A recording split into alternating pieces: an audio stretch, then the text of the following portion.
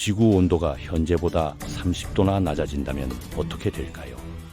모든 바다가 얼어붙고 생명체가 멸종할 것 같지만 놀랍게도 40억 년 전 지구는 정확히 그런 상황에서도 생명이 번성했습니다.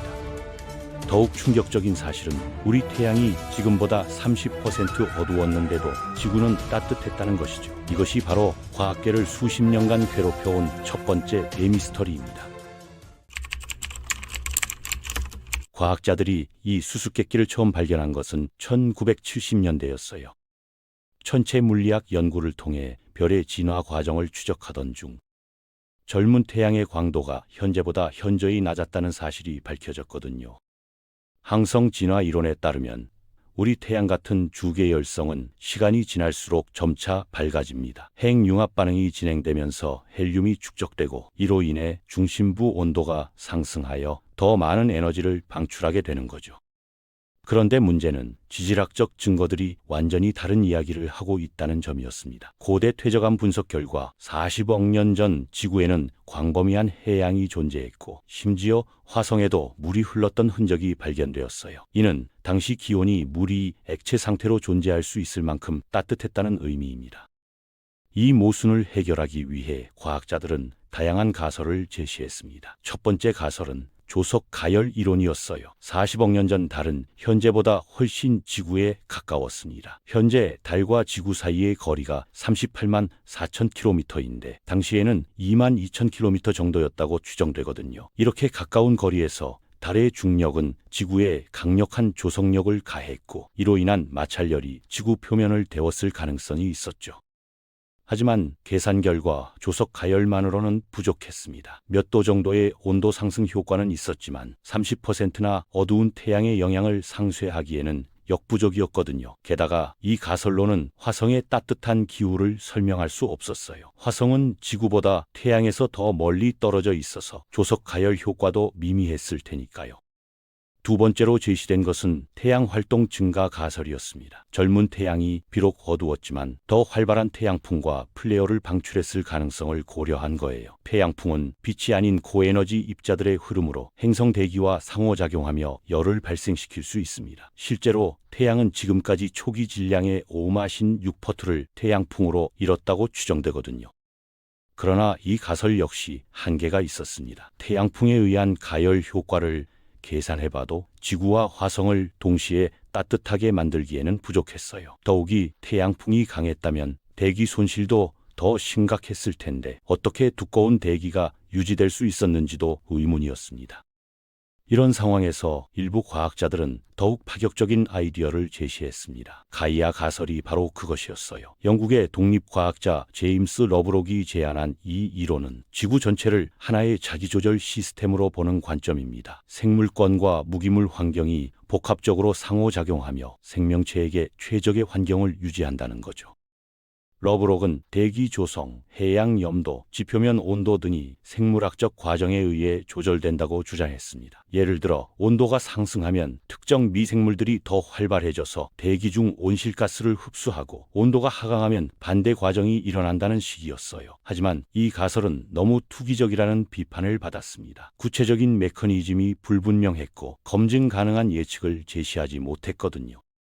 결국 과학계가 가장 설득력 있다고 받아들인 것은 온실효과 가설이었습니다. 현재 지구온난화의 원인으로 지목되는 바로 그 온실가스들이 고대에는 지구를 구원했다는 아이러니한 이론이죠. 40억 년 전 지구 대기에는 현재보다 훨씬 많은 이산화탄소와 메탄이 존재했을 것으로 추정됩니다.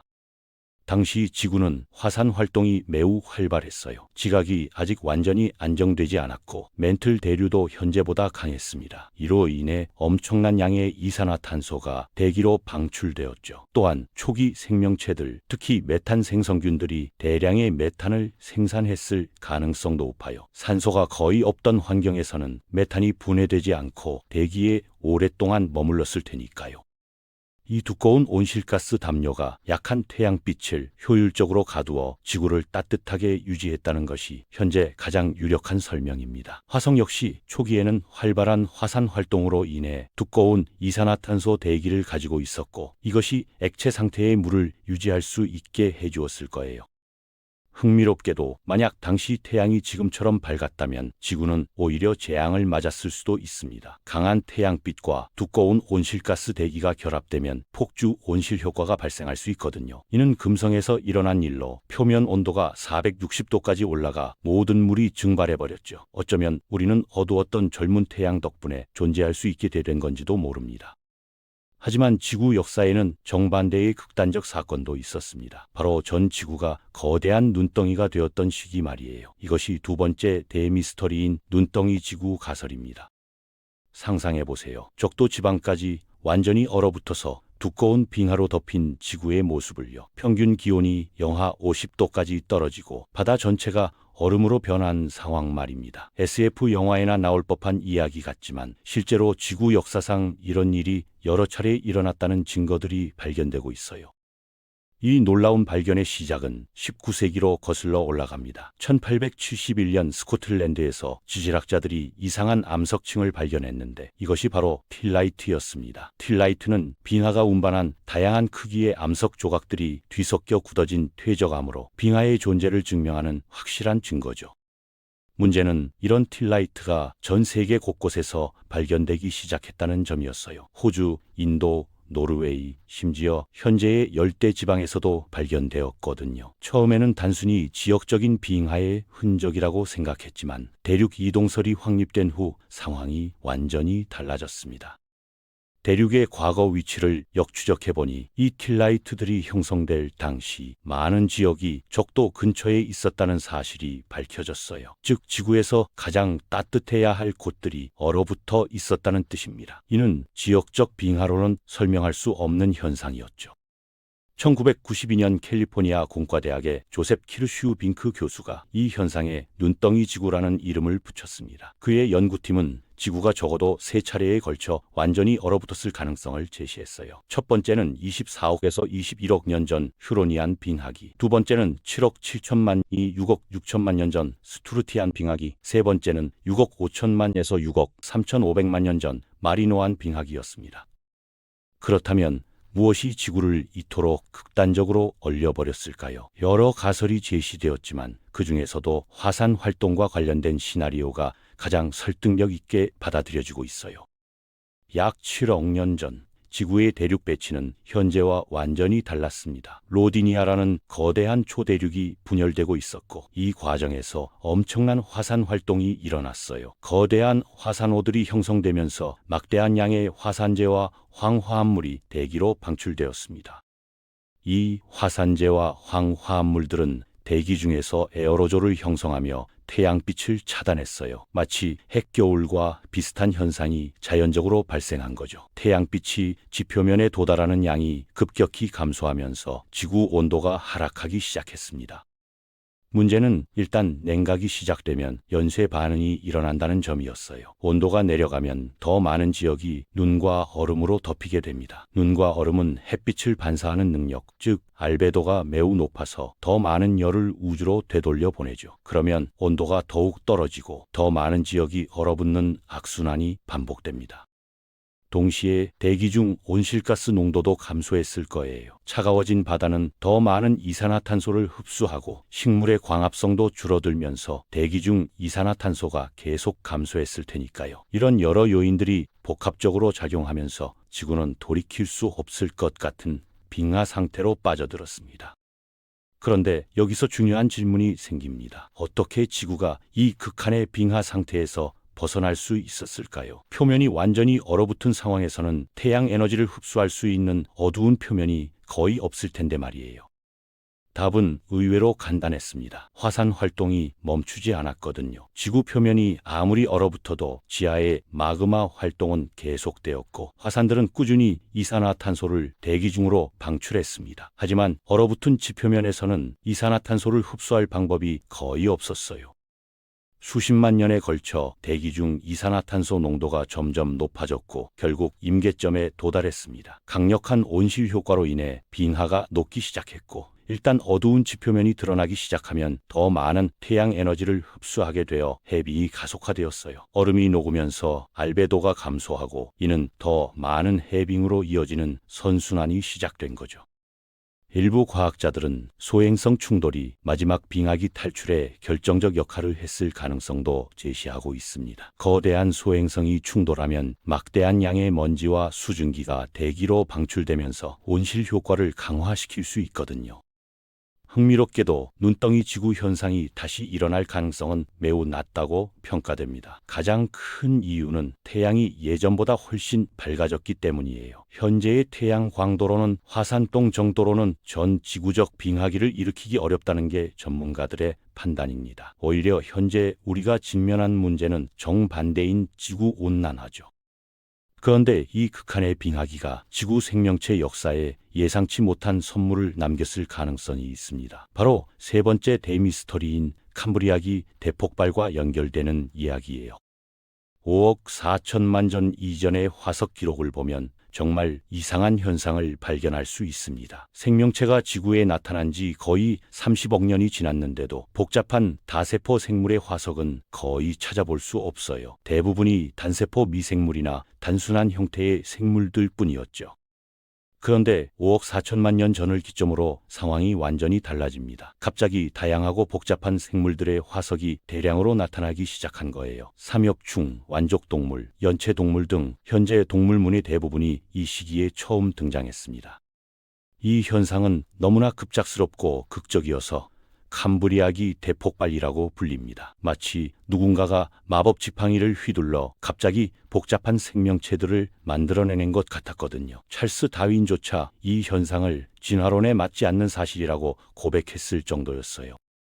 전통적인 진화론에 따르면 복잡한 생물은 단순한 생물에서 점진적으로 진화해야 합니다. 하지만 캄브리아기 화석 기록은 이런 점진적 변화의 흔적을 거의 보여주지 않아요. 마치 생명체가 한순간에 복잡해진 것처럼 보이는 거죠.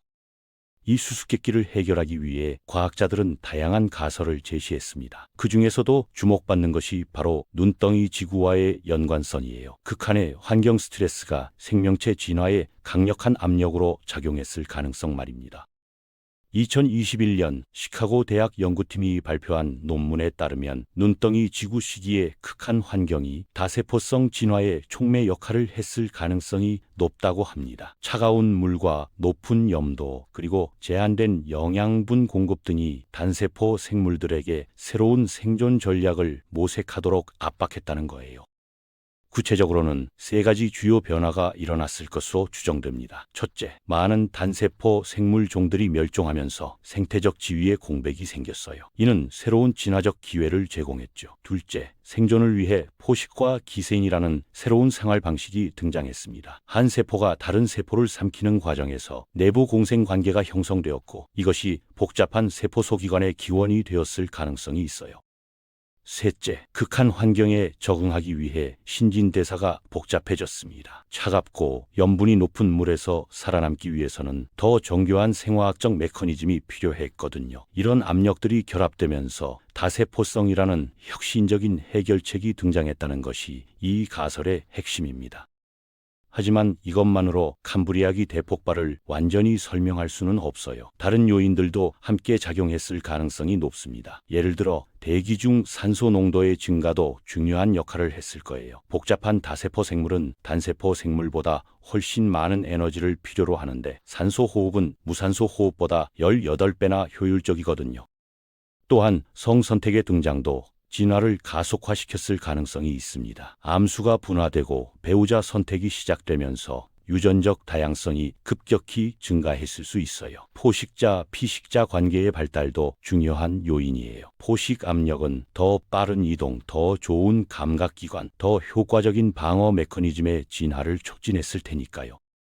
바다의 화학 조성 변화도 빼놓을 수 없는 요소입니다. 특히 칼슘 농도의 증가는 최초의 경질 골격 형성을 가능하게 했어요. 딱딱한 껍질이나 골격은 포식자로부터 보호해줄 뿐만 아니라 근육이 부착할 수 있는 지지 구조를 제공하여 더 복잡한 운동을 가능하게 했습니다. 흥미롭게도 이 세 가지 미스터리는 서로 긴밀하게 연결되어 있어요. 희미한 젊은 태양시대의 온실 효과가 생명체의 초기 진화를 가능하게 했고 눈덩이 지구라는 극한 상황이 생명체에게 새로운 진화적 압력을 가했으며 그 결과로 캄브리아기 대폭발이라는 생명 다양성의 혁명이 일어났을 가능성이 높습니다. 이런 관점에서 보면 지구의 극한 기후 변화는 재앙이 아니라 생명 진화의 동력이었을 수도 있어요. 만약 지구가 항상 온화하고 안정적인 환경을 유지했다면 우리는 지금도 단순한 미생물 수준에 머물러 있었을지도 모릅니다. 특히 주목할 점은 이런 극한 상황들이 생명체에게 혁신적인 해결책을 찾도록 압박했다는 것이에요. 어두운 태양 아래에서는 온실가스를 활용한 기후 조절이 필요했고, 눈덩이 지구에서는 다세포성이라는 새로운 생존 전략이 등장했으며, 이 모든 것이 캄브리아기의 생명 대폭발로 이어졌다는 거죠. 현재 진행 중인 기후변화도 이런 맥락에서 생각해 볼 수 있어요. 물론 인간이 야기한 급격한 변화는 자연적인 변화와는 다른 양상을 보이지만 생명체는 놀라운 적응력을 보여왔습니다. 지구 역사상 가장 극한의 환경에서도 생명은 길을 찾았고 오히려 더 복잡하고 다양한 형태로 진화해왔거든요. 결국 지구의 이 세 가지 대미스터리는 우리에게 중요한 교훈을 줍니다. 생명은 우리가 생각하는 것보다 훨씬 강인하고 적응력이 뛰어나다는 것, 그리고 극한 상황이 때로는 혁신과 진화의 원동력이 될 수 있다는 것 말이에요. 지구 46억 년 역사는 생명의 놀라운 회복력과 창조력을 보여주는 장대한 서사시인 셈입니다.